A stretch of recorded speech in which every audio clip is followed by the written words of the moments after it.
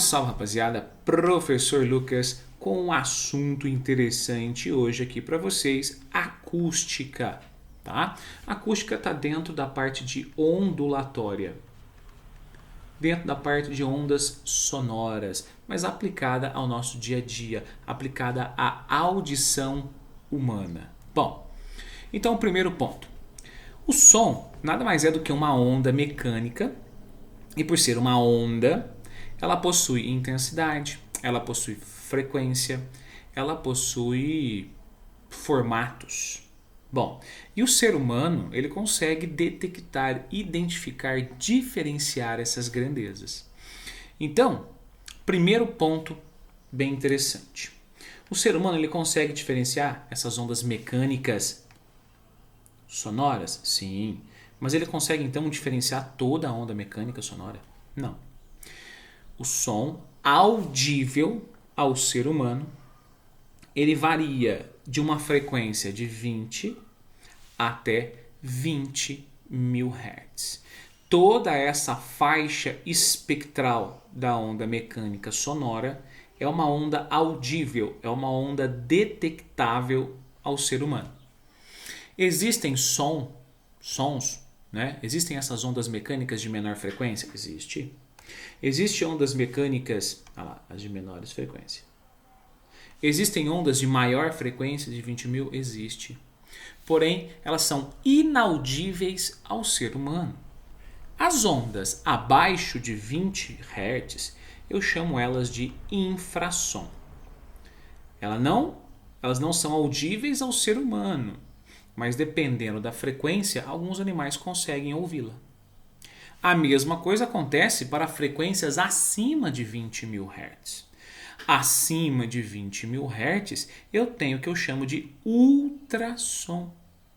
Esse mesmo ultrassom que é responsável pela imagem do bebezinho, pela imagem do útero ou pela imagem do ovário policístico. Tá?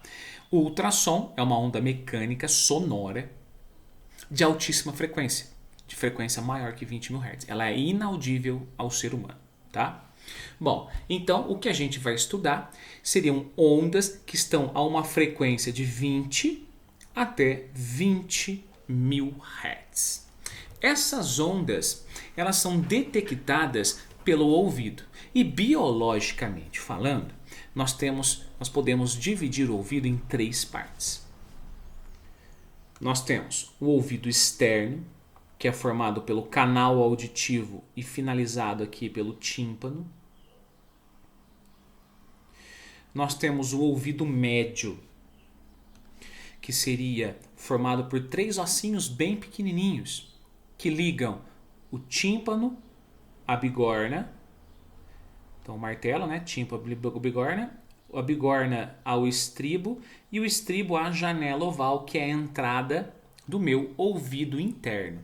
Então esse ouvido médio, ele é interessante também, que ele tem um canal de comunicação pela trompa de Eustáquio aqui, que sai lá na boca. Essa trompa de Eustáquio, esse canal, ele é um regulador de pressão. Então por isso que quando você desce a Serra do Mar, ou quando você sobe a Serra do Mar, você sente uma pressão, né, aqui no ouvido. Essa pressão está associada à pressão atmosférica, porque aqui dentro do ouvido médio eu tenho ar. O ar a pressão, por exemplo, de 1000 metros de altitude. Quando você desce ao nível do mar, a pressão é maior. Então você tem como se fosse a atmosfera empurrando o seu tímpano. Para sumir com essa sensação de dor, a gente abre essa trompa de Eustáquio, no qual nós conseguimos regular a pressão externa, né, com a externa que está vindo aqui pela boca. Aí a gente tem aquele alívio, a gente tem aquela sensação de desprender algo que está dentro do nosso ouvido. Tá?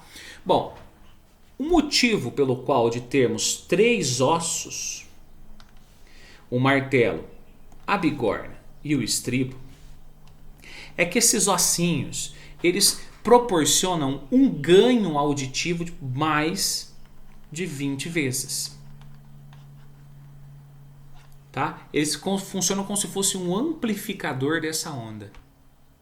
Essa onda que veio lá no exterior, né? Ela foi coletada pelo pavilhão, que é a orelha, canalizada pelo canal auditivo, vibrou o tímpano, passou pelos esses 3 ossinhos, pelo qual nós tivemos uma amplificação desse sinal. Ela vai entrar no terceiro trajeto, que seria o meu ouvido interno, formado basicamente pela cóclea.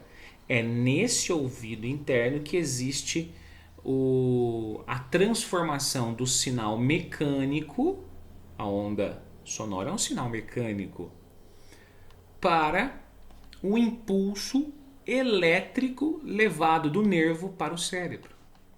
Nessa cóclea, nós temos uma membrana. Essa membrana também é chamada de membrana helicoidal, toda essa cóclea. E em cima dessa membrana helicoidal, nós temos células parecidas com cílios. E essas células são chamadas de células ciliadas. Em volta da cóclea eu tenho um líquido. Esse líquido que a gente consegue observar aqui nessa animação, ela é rica em potássio, né? De tal forma que quando essa onda vem aqui do estribo, essa energia vem do estribo, vibra a janela oval. Essa janela oval vibrando vai transferir essa vibração para esse líquido rico em potássio, tá? Criando assim uma abertura aqui no pezinho da célula ciliada, o qual eu vou trocar íons. Trocando íons, eu crio uma diferença de potencial, um sinal elétrico, uma DDP. Eu crio uma microvoltagem e essa voltagem ela é transferida lá para o cérebro através do nervo auditivo. Então, a grosso modo, esse slide está aqui para dizer que quem ouve é o cérebro, certo? Então, tendo essa ideia em mente e lembrando que o principal responsável por ampliação desse som são esses 3 ossinhos pequenininhos. Olha o tamanho desses ossos, gente. Olha aqui. Olha lá. Martelo. Prazer, gente. Martelo. Bigorna. Olha o estribo, que bonitinho. Parece ossinho de peixe, né? Esses 3 ossinhos, na realidade, são os principais responsáveis pela audição humana, tá? Eles é o que são os responsáveis pelo aumento. Eles são o amplificador auditivo dessa onda mecânica chamada de onda sonora. Bom, então nós sabemos que essa onda mecânica vai chegar ao nosso cérebro e o nosso cérebro consegue distinguir alguns detalhes dela. O principal detalhe que ela consegue distinguir é o detalhe chamado de intensidade, tá? O que é intensidade sonora? Gente, a intensidade sonora nada mais é do que o volume do som. Um som de volume alto é um som de alta intensidade. É um som que tem uma alta amplitude. Um som de baixa intensidade é um som que tem baixa amplitude. Então, baixo volume. A intensidade no sistema internacional ela é medida por watts metro ao quadrado. Ou seja, a intensidade, fisicamente dizendo, nada mais é do que a potência dividido pela área. Porém, não é usual trabalharmos intensidade sonora watts por potência, watts por metro ao quadrado. Nós usamos intensidade sonora, tá? Com a unidade chamada decibel, ou simplesmente bel. Bom, a escala decibel é uma escala logarítmica na base 10. O deci vem desse 10 aqui, multiplicada por 10. Então a escala decibel nada mais é do que 10 vezes o logaritmo na base 10 da intensidade que eu estou ouvindo sobre a mínima intensidade audível ao ser humano. Essa mínima intensidade audível ao ser humano é, segundo os dados de referência, 10 a menos 12 watts por metro ao quadrado. Professor, eu preciso decorar esse ponto? Preciso decorar esse ponto? Não sei. Dependendo do exercício, ele vai ser gravado. Ele vai ser dado pra gente, tá? Mas é um valor que sempre aparece pra gente aí, tá? Então, gente, vamos lá. A escala Bell é 10 log de I por I0, onde I0 é a menor escala audível. Ela está na base 10 a menos 12, tá bom? É necessário lembrar esse 10 a menos 12? Não necessariamente. A intensidade está associada à amplitude, está associada ao volume do som. Gravem isso aí. Nos vestibulares, principalmente é cobrada a parte qualitativa da acústica, ou seja, é cobrado o que significa intensidade, tá? Então aqui eu trouxe para vocês alguns exemplos na escala decibel. O silêncio absoluto, obviamente, 0 decibéis. O interior de uma igreja, 10 decibéis. Conservação em voz baixa, 20. Bairro residencial à noite, 40. Automóvel bem regulado, 50. Conservação em voz normal, 60. Trânsito de uma avenida, 80. Interior de uma fábrica têxtil, 90. Britadeira, 100. Conjunto de rock, 110. Trovão, 120. Decolagem do avião, 130. O que é, na realidade, importante de lembrarmos quando nós falamos de escala decibel? Quando nós falamos de escala decibel, ela não é uma escala linear. Então eu estou querendo dizer o seguinte: se eu tenho uma pessoa gritando a 80 decibéis,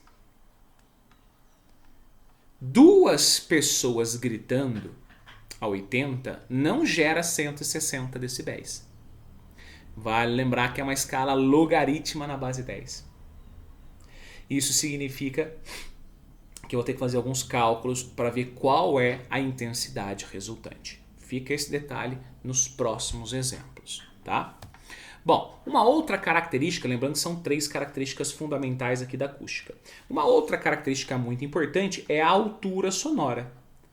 Você fala, opa, pera lá, professor, você acabou de explicar a altura sonora. Você falou que um som intenso é um som alto. Não. Um som intenso é um som de volume alto. Um som intenso é um som de amplitude alta. Um som menos intenso é um som de volume baixo, é um som de amplitude baixa. A altura sonora está associada à sua nota musical. A altura sonora está associada à frequência da onda. Então, por isso que nós dizemos que um som alto é um som de alta frequência, é um som agudo. Um som baixo é um som de baixa frequência, um som grave. Então, não confundam intensidade sonora com altura sonora. De novo, para a gente lembrar, intensidade está associada ao volume do som, à amplitude da onda. A altura sonora está associada à frequência da onda. Agudo, frequência alta, som alto. Grave, frequência baixa, som baixo. Bom, e para finalizar, nós temos a terceira característica do som, que é o timbre. O timbre nada mais é do que a característica, a digital, o formato da onda. Por exemplo, nós temos aqui 3 fontes acústicas. Um diapasão, uma flauta, um cantor perfeitamente afinado e um violino. Nós conseguimos verificar que todas possuem formatos de ondas diferentes. Porém, dado essas retas verticais, elas possuem mesma frequência, ou seja, elas possuem, nesse caso, mesma altura sonora. Ter mesma altura sonora significa que eles estão afinados. Porém, nós conseguimos visualizar que o formato do diapasão é diferente do formato da onda da flauta, que é diferente do formato da onda do cantor, que é diferente do formato da onda do violino. Visto é que você consegue distinguir ao ouvir essa música qual é a parte sonora do diapasão, qual é a parte sonora do cantor e qual é a parte sonora do violino. Por que você consegue distinguir esses sons? Porque cada som, apesar de poder ter mesma frequência, cada instrumento, cada fonte sonora emite um timbre diferente. Então, o timbre é o formato, é a identidade da onda sonora emitida por essa fonte acústica. Pessoal, isso é tudo. Bora fazer exercícios.